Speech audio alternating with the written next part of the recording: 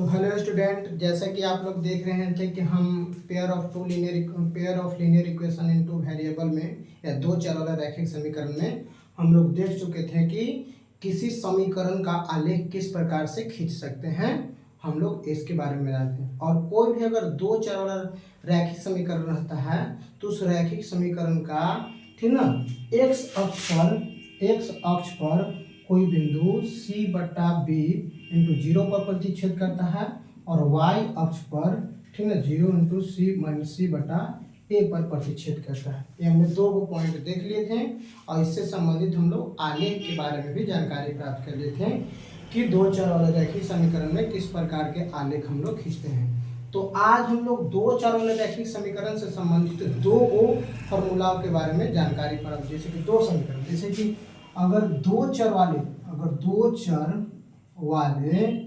रैखिक समीकरण की अगर हम बात करते हैं, रैखिक समीकरण की अगर हम बात करते हैं, दो चर वाले रैखिक समीकरण की बात करते हैं, pair of linear equation into variable के बारे में बात करते हैं। तो देख रहे थे कि दो चर और रैखिक समीकरण में एक समीकरण का हल किस प्रकार से करते हैं कि अगर ax plus by plus c बराबर अगर 0 रहता है तो इसका आलेख किस प्रकार से खींचते हैं, हम लोग इसके बारे में जान लिए थे। और यह जो समीकरण है x अक्ष पर किस बिंदु पर प्रतिच्छेद करता है और y अक्ष पर किस बिंदु पर प्रतिच्छेद करता है, हम लोग पहले वीडियो में हम लोग देख चुके हैं। अब हम लोग दो समीकरण के बारे में देखेंगे। तो दो का समीकरण कौन होता है, तो a1x plus b1y plus c1 बराबर 0, ये समीकरण फर्स्ट है। और a2x plus b2y plus c2 बराबर 0, ये समीकरण का है, सेकंड है। तो जब दो चर वाले रैखिक समीकरण में जब दो समीकरण आता है तो इन दोनों समीकरणों को हम लोग किस प्रकार से हल करते हैं इसके बारे में देखेंगे। तो दोनों समीकरणों को हल करने से संबंधित और आलेख खींचने से संबंधित, और आलेख में समानांतर होगा कि प्रतिच्छेदी होगा कि संपाती होगा, इन सभी प्रकार के नियमों के हम बारे में जानने का प्रयास करेंगे। तो नियम नंबर पहला इसमें कहता है, रूल नंबर पहला इसमें होता है कि यदि इस समीकरण का a1 बटा a2 बराबर नहीं है b1 बटा b2 के, तो इसका हल अद्वितीय होगा। क्या होगा? अद्वितीय होगा। इसका हल क्या होगा? अद्वितीय। अद्वितीय का मतलब होता है कि एक हल होगा और इसके बाद कोई हल नहीं होगा, माने कि x और y का कोई एक ही मान होगा और कोई दूसरा मान नहीं हो सकता है, कि एक हल होगा। क्या होगा? एक हल होगा। अब हम लोग देखते हैं इसके बाद आगे कि अगर आलेख की अगर बात करता है कि आलेख कैसा होगा, तो इसका आलेख प्रतिच्छेदी होगा। कैसा होगा? प्रतिच्छेदी होगा। अगर कोई समीकरण दो रहेगा और उसका अगर नियम a1 बटा a2 not equal to b1 बटा b2 होगा, या a1 बटा a2 बराबर नहीं है b1 बटा b2 के, तो उसका हल अद्वितीय होगा और आलेख प्रतिच्छेदी होगा। तथा निकाय की अगर हम बात करते हैं तो निकाय किसका, जिस समीकरण का हल होता है उसका निकाय क्या होता है? संगत होता है। क्या होता है? संगत होता है। उसका निकाय कैसा होता है? संगत होता है। उसका निकाय कैसा होता है? संगत होता है तथा संगत होता है। एवं अगर हमसे पूछा जाए कि युग्म कैसा होगा, युग्म कैसा होगा, अगर इसमें पूछा जाए कि इसका युग्म कैसा होगा, a1 बटा a2 बराबर नहीं है b1 बटा b2 के, तो इसका युग्म के बारे में अगर पूछा जाएगा तो इसका युग्म होगा विरोधी होगा। कैसा होता है? विरोधी। अब अगर इसमें और एक बात कर जाए, ठीक ना, संगत होगा, देखिए जैसे कि निकाय संगत होगा, युग्म विरोधी होगा, आलेख प्रतिच्छेदी होगा और हल क्या होगा? अद्वितीय। ये चार तरह की बातों को हम लोग को ध्यान में रखा जाता है कि हम लोग इन्हीं चार प्रकार की बातों को हम लोग समझने का प्रयास करेंगे। तो समीकरण अगर दो को दिया रहेगा और दो का नियम अगर a1 बटा a2 रहेगा बराबर नहीं है b1 बटा b2 के, तो इसका हल अद्वितीय होगा, आलेख प्रतिच्छेदी होगा और निकाय संगत होगा और युग्म कैसा होगा? विरोधी होगा। इस प्रकार से हम लोग जानेंगे। अब रूल नंबर हम लोग 2 के बारे में जानेंगे। रूल नंबर दूसरा क्या होता है?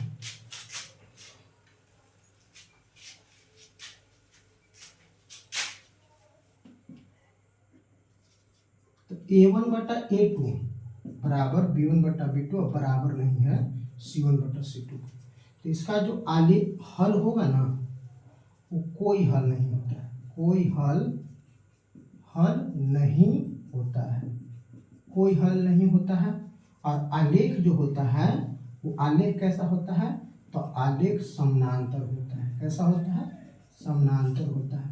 इसमें x और अगर ऐसा नियम को फॉलो करेगा तो x और y का मान नहीं निकलेगा। और आलेख कैसा होगा, समानांतर होगा। निकाय कैसा होगा, तो निकाय असंगत होगा। निकाय कैसा होगा, असंगत होगा।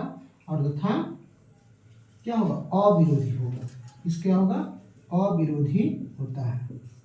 युग्म कैसा होगा, तो अविरोधी होगा। तो हम लोग देखें कि अगर दूसरा रूल में क्या देखें कि अगर a1/a2 बराबर b1/b2 अब बराबर नहीं है c1/c2 के, इसका हल कोई हल नहीं होता है, आलेख समानांतर होता है, निकाय असंगत होता है और युग्म क्या होता है, अविरोधी होता है। युग्म क्या होता है, अविरोधी होता है। तो हम लोग कितना बार एक बार जानेंगे, तो रूल नंबर दूसरा है। अगर कोई दो को समीकरण दे रहेगा कि a1/a2 plus a1 into x plus b1 into y plus c1 बराबर 0, a2 into x plus b2 into y plus c2 बराबर 0। अगर इस प्रकार से अगर नियम दे रहेगा, अगर नियम में कहता है कि a1/a2 बराबर b1/b2 बराबर नहीं है c1/c2 के, तो उसका हल कैसा होगा, तो उसका हल होगा कोई हल नहीं होता है। आलेख कैसा होगा, तो आलेख उसका समानांतर होता है। कैसा होता है, इसका आलेख समानांतर होता है। फिर पूछेगा कि निकाय कैसा होता है, तो उसका निकाय असंगत होता है। युग्म कैसा होता है उसका, तो युग्म अविरोधी होता है। युग्म कैसा होता है उसका, अविरोधी होता है। तो ये हमारा रूल नंबर 2 है। क्या है, रूल नंबर 2। अब हम लोग रूल नंबर 3 पर चलते हैं।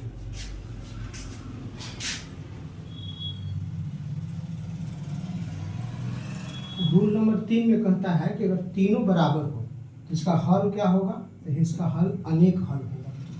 अनेक हल को हम लोग अनंत भी कर सकते हैं, हल होगा, इसका अनेक हल होगा। अगर आलेख की बात करते हैं, आलेख की अगर बात करते हैं तो आलेख संपाती होगा। कैसा होगा, संपाती होगा। अगर हम लोग इसके बाद अगर हम लोग निकाय की बात करते हैं तो निकाय का मतलब होगा इसका संगत होगा, क्योंकि इसका हल हो रहा है इसलिए संगत होगा। और युग्म की अगर बात करें तो युग्म इसका कैसा होगा, आश्रित होगा। क्या होगा, आश्रित होगा। तो रूल नंबर तीसरा क्या करता है कि अगर a1 into x plus b1 into y plus c1 बराबर 0 और a2 into x plus b2 into y plus c2 बराबर 0 हो, तो रूल नंबर 3 का नियम क्या कहता है कि अगर a1/a2 बराबर b1/b2 और बराबर c1/c2 हो, तो इस प्रकार इसका हल क्या होगा, अनेक हल होगा। आलेख संपाती होगा। निकाय क्या होगा, संगत होगा। युग्म क्या होगा, आश्रित होगा।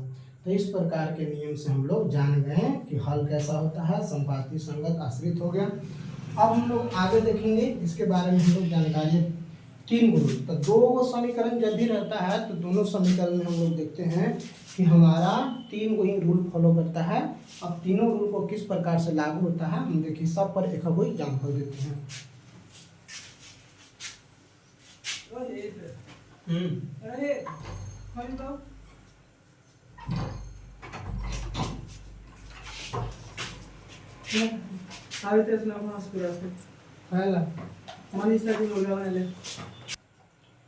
तो जैसा कि हम आप लोगों को क्वेश्चन निम्नलिखित क्वेश्चंस ले रहे हैं। क्वेश्चन नंबर 1 क्या है, क्वेश्चन नंबर 1 में कहा है x माइनस 2y बराबर क्या है, 1 है। x माइनस 2y बराबर -3 है। और दूसरा इसमें क्या है, 2x प्लस वाई बराबर क्या है, हमको 4 दिया है। क्वेश्चन नंबर 2 है, इसको क्वेश्चन नंबर 2 क्या है, 2x प्लस 3y बराबर क्या है, 8 है। और फिर क्या है, x माइनस 2y बराबर इसको में -3 है। क्वेश्चन नंबर 3 अगर हम देखते हैं तो क्वेश्चन नंबर 3 में है x प्लस 2y बराबर कितना है, x प्लस 2y बराबर 5 है। और 2x माइनस 3y बराबर -4 है। और क्वेश्चन नंबर 4 है, क्वेश्चन नंबर 4 में x माइनस y प्लस 1 बराबर 0 है। और 4x प्लस 3y बराबर 24 है। और क्वेश्चन नंबर 5 क्या कह रहा है क्वेश्चन नंबर 5 में कह रहा है कि x प्लस 2y बराबर 1 है, और फिर क्या कह रहा है x माइनस 2y बराबर 7 है। तो 5 को समीकरण है, 5 समीकरण को हम लोग सबसे पहले बना के देखते हैं किस प्रकार से बनता है। तो सबसे पहले क्वेश्चन नंबर फर्स्ट के बारे में जानकारी लेते हैं। तो हम लोग समीकरण फर्स्ट में अगर हम लोग किसी के भी समीकरण जैसे कि x, अगर हम इसके बारे में अगर हम बात करें x माइनस 2y बराबर माइनस 3 है और 2x प्लस वाई बराबर 4 है, तो a1 बराबर 1 और b1 बराबर माइनस 2 और c1 बराबर माइनस 3। जो समीकरण फर्स्ट रहेगा उस सब में a1 b1 और c1 का मान होगा, और समीकरण जो सेकंड होगा उसमें a2 b2 और c2 का मान होगा। तो a2 बराबर हो गया 2, b2 बराबर हो गया हमारा 1 हो गया, और c2 बराबर हो गया 4। नियम को फॉलो करते हैं, 1/2 और इसमें क्या है बराबर माइनस 2/1। तो ये दोनों बराबर नहीं है, अतः लिखेंगे कि a1/a2 बराबर नहीं है b1/b2 के बराबर नहीं है, इसलिए इसका हल क्या होगा, इसलिए इसका हल होगा अद्वितीय। क्या होगा? अद्वितीय। आलेख कैसा होगा? तो आलेख हमारा होगा प्रतिच्छेदी। कैसा होगा? तो आलेख हमारा प्रतिच्छेदी होगा। और निकाय की अगर हम बात करते हैं, निकाय की अगर बात करते हैं तो संगत होगा, और अगर युग्म की बात करते हैं तो अविरोधी होगा। क्या होगा? अविरोधी होगा। तो हम लोग देख लिए कि किस प्रकार के रूल को फॉलो कर रहा है। तो हमें समीकरण में देखें तो जो समीकरण फर्स्ट रहेगा उसमें a1 b1 और c1 का मान देखेंगे, और जो समीकरण सेकंड रहेगा उसमें a2 b2 और c2 का मान देखेंगे। तो रखे पर a1/a2 बराबर नहीं है b1/b2 के, तो इसका हल अद्वितीय होगा, निकाय संगत होगा, आलेख प्रतिच्छेदी होगा, युग्म अविरोधी होगा। अब आगे हम लोग देख लेते हैं क्वेश्चन नंबर सेकंड के बारे में। जैसे कि तो हम लोग बन के देख लिए। अब हम लोग अगला देखते हैं question number second. Question number second में क्या कहता है?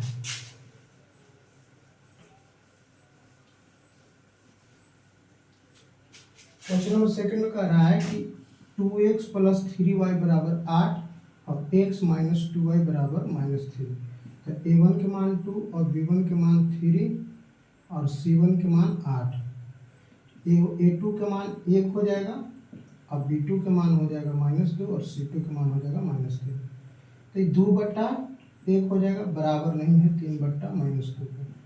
तो ये भी बराबर नहीं है, तो a1/a2 बराबर नहीं है b1/b2। तो हम लोग इसको भी देख लिए कि किस प्रकार के नियम को फॉलो कर रहा है। a1/a2 बराबर नहीं है b1/b2 पर, तो इस प्रकार का इसका हल भी क्या होगा?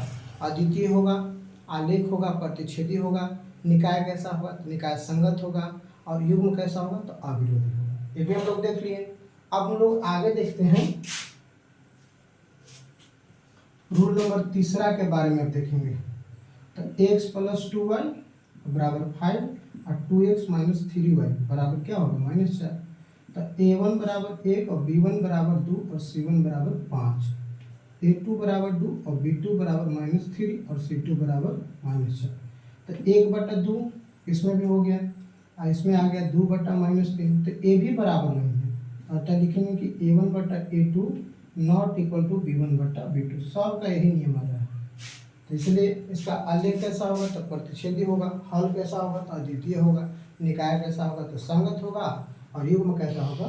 तो अविरोधी होगा। अब अगला देखते हैं हम लोग 4 नंबर सवाल के बारे में। 4 नंबर सवाल क्या है? x प्लस 2y बराबर 1 है, और x minus 4 number x minus y बराबर प्लस में 1 बराबर 0 है, और फिर क्या 4x प्लस 3y बराबर, तो ये +1 पड़ जाएगा तो -1 हो जाएगा, बराबर में 24 है। तो a1 के मान 1 और b1 के मान -1 और c1 के मान -1, a2 के मान 4 और b2 के मान 3 और c2 के मान 24। तो 1/4 है, अभी 1/3 है -1, तो ये बराबर ना हो। तो ये भी कुछ है, a1/a2 बराबर नहीं है b1/b2 पर। सब एक ही प्रकार के नियम पा रहा है, हमको क्वेश्चन लेने में दिक्कत हो गया। नहीं तो और भी क्वेश्चन जैसे कि, और हम मान के एक और क्वेश्चन लिख देते हैं। जैसे कि यहाँ 5वां नंबर आता कि क्वेश्चन नंबर कि 3x प्लस 4y, ऐसे रख देते कि x प्लस 2y बराबर 3 और 2x प्लस 4y बराबर 2 ऐसे रहता। तो क्वेश्चन नंबर 5 को कैसे बनाते हैं? तो हम लोग क्वेश्चन नंबर 5 देखते हैं। तो x + 2y बराबर 3 है और 2x + 4y बराबर 2 है। ये समीकरण फर्स्ट है और ये समीकरण क्या है? सेकंड है। तो a1 का मान क्या हो गया? 1 और b1 का मान हो गया 2 और c1 के मान हो गया 3। a2 के मान हो गया 2 और b2 के मान हो गया 4 और c2 के मान हो गया 2। तो a1 बटा a2 यानी कि 1/2 2/4 और बराबर 3/2। 2 दूनी 4, 1/2 बराबर 1/2। ये दोनों बराबर है लेकिन यहाँ पर ही बराबर नहीं है। तो अब के नियम क्या कह रहा है कि a1 बटा a2 बराबर है b1 बटा b2 के और बराबर नहीं है c1 बटा c2। तो इसका हल कैसा होगा? तो इसका हल हो जाएगा, कोई हल नहीं होगा, कोई हल नहीं होगा। और इसका आलेख कैसा होगा? तो आलेख इसका समानांतर होगा। कैसा होगा? समानांतर। निकाय कैसा होगा? तो इसका निकाय असंगत होगा। कैसा होगा? असंगत। अगर इसको हम युग्म देखेंगे तो युग्म इसका अविरोधी होगा। विरोधी होगा ना, अविरोधी होगा। क्या होगा? अविरोधी होगा। अविरोधी लिखते हैं। अब देखिए आगे देखेंगे। अब इसके बाद हम लोग देखेंगे आगे। इतना हो गया। तो ये सब चीज को हम लोग देख लिए। तो इस प्रकार से हम तीनों प्रकार के नियम को फॉलो करेंगे और आगे देखेंगे हम लोग कि जानकारी में जैसे कि ये सब नियम था, 3 जो हमारा नियम था कि a1 बटा a2 बराबर नहीं है b1 बटा b2 के, तो उसका हल अद्वितीय होता है, आलेख प्रतिच्छेदी होता है, निकाय संगत होता है, युग्म विरोधी होता है। अगर a1 बटा a2 बराबर है b1 बटा b2 के और बराबर नहीं है c1 बटा c2 के, तो उसका हल कोई हल नहीं होता है, आलेख उसका समानांतर होता है, निकाय असंगत होता है और युग्म अविरोधी होता है। तथा तीसरा नियम यह कहता है कि a1 बटा a2 बराबर b1 बटा b2 और बराबर c1 बटा c2 हो, तो उसका हल अनेक हल होगा, आलेख संपाती होगा, निकाय संगत होगा, युग्म आश्रित होगा।